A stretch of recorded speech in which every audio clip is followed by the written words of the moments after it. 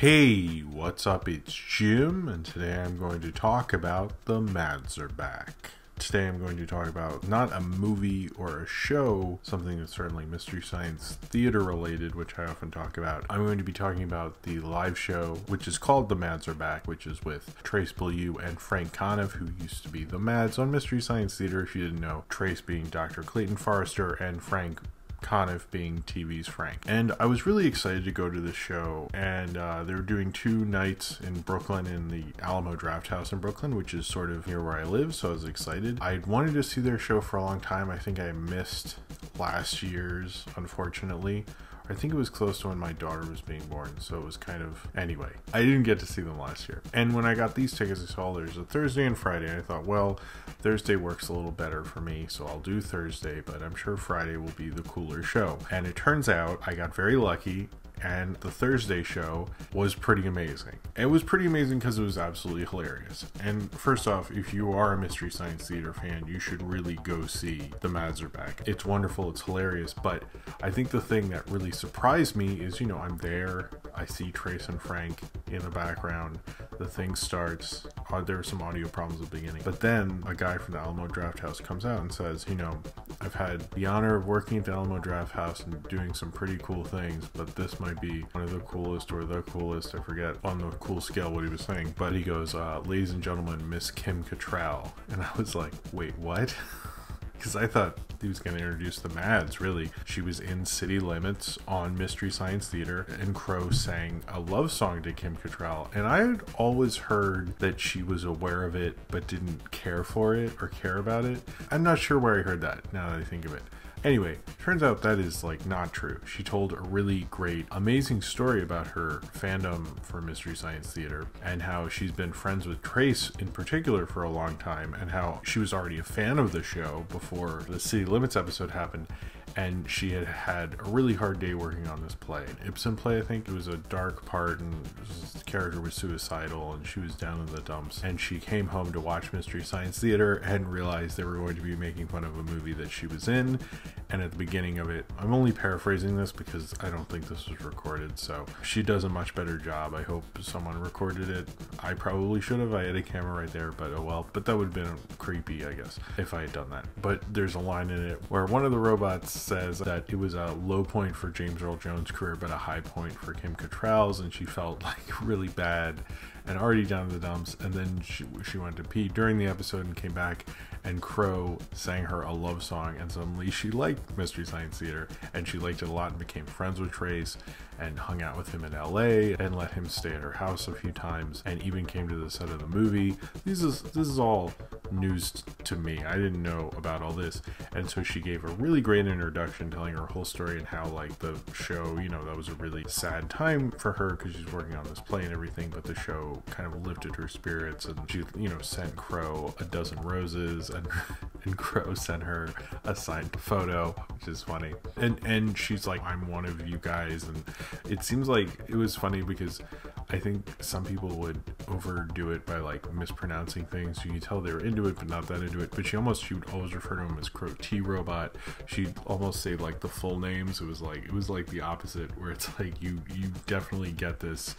You don't do what the rest of us do and go Crow at MST. It did genuinely seem like she was into it, and she was. I can verify she was definitely there the whole time. She is definitely into it, and it was funny because she is a big star. And then during the signing at the end, where you got photos of Trace and Frank, she was kind of off to the side. No one really was noticing her as much, even though this has become a bigger deal on Mystery Science Theater Twitter or Misty Twitter or whatever, and everyone was paying attention to Trace and Frank. But that's as it should be. It's their show. Not to say that she was bummed about that. She came to see the show, so I thought that was really cool of her.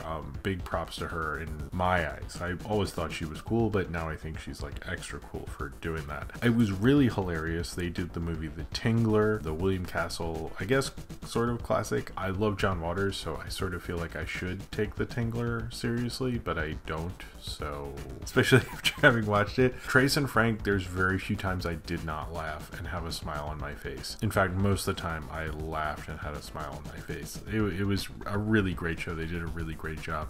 Even though it was a little late, I was getting more sleepy just because I have a baby and it's hard to stay awake at night. But I did stay awake, but mostly because it was so funny. I could never just stop laughing, and there were plenty of times where I was just like laughing a lot.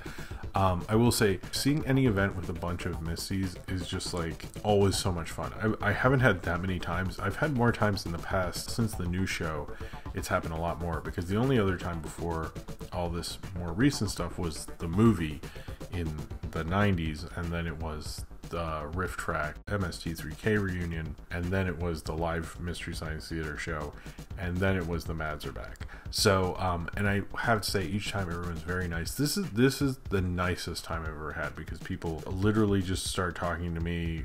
I came alone and people were like, that was a lot of fun, wasn't that joke good? And I was like, yeah, it was. And it was like we were all friends. That's something I've always liked about the Mystery Science Theater 3000 fandom, is everyone's always been very nice to each other, or at least my experience. I don't know about anyone else's, but it always just seems really great and warm and welcoming, and there's no like kind of hierarchy or anything like that. It's just like everybody's there to have a good time. I think that's infused in the spirit of the show and everything like that. The Mads do curse more than obviously they did on Mystery Science Theater. It's not to the extent that Riff Tracks, I think, has done that sort of thing, but I think it worked. I didn't find it jarring during the Q&A. A couple of people asked about it. I was like, oh, okay. I was a little surprised. I wasn't really thinking about it, but I thought it was funny. They made a bunch of Arby's jokes, which was cool. The hallmark of any bad movie seems to be if you see a lot of scenes of people driving to places or lame transportation things that most other directors would cut out. They kept bringing up this stoop that they kept going up and forth to go to this apartment that Frank kept making jokes. That seemed to be more of Frank's jokes. They were really, really funny.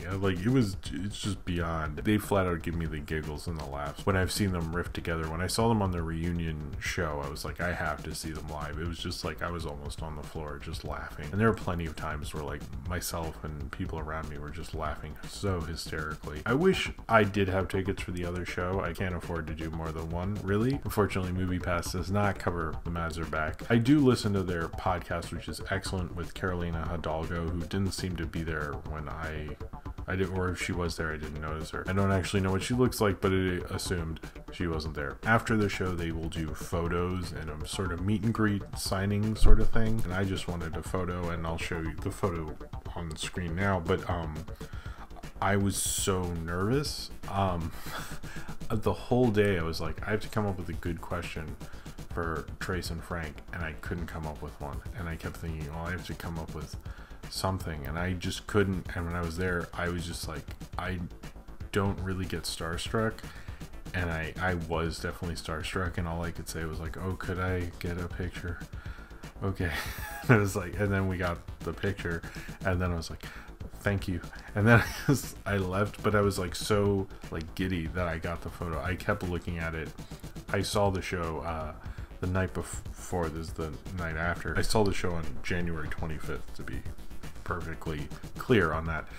But throughout the day since then, I've just kept looking at that photo just because I'm like so overjoyed that happened. It's just like amazing to me that I got a photo with Trace and Frank.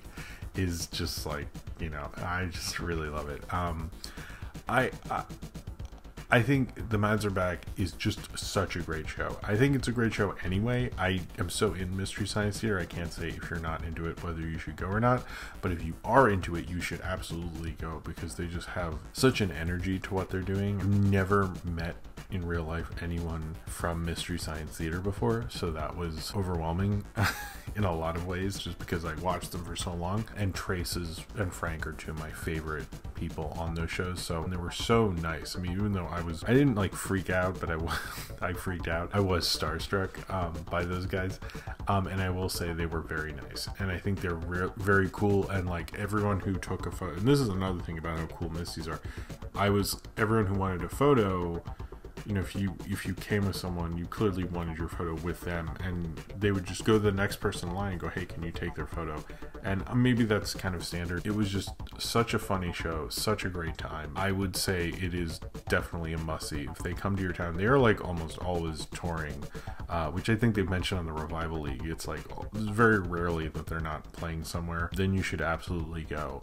Even if it's like a little bit of a drive, it was such a great, amazing experience. And you know, it says a lot because I think all the other recent Mystery Science Theater sort of events have had this kind of like bigness to it, whether it's everyone getting back together in this big reunion, whether it's, you know, seeing the show live and that being the first time, and those are two momentous things. But this was like Trace and Frank sitting down in the theater and you're just hearing their voices, and it made me laugh probably bigger than any of that. Like, my laugh ratio was just constant all throughout it. They did such a good job. It is just amazing. I wish they had a show where this was online or something, but I sort of love that it is just kind of the only way you can see it is to do it in person, and I think that like adds to the experience so much.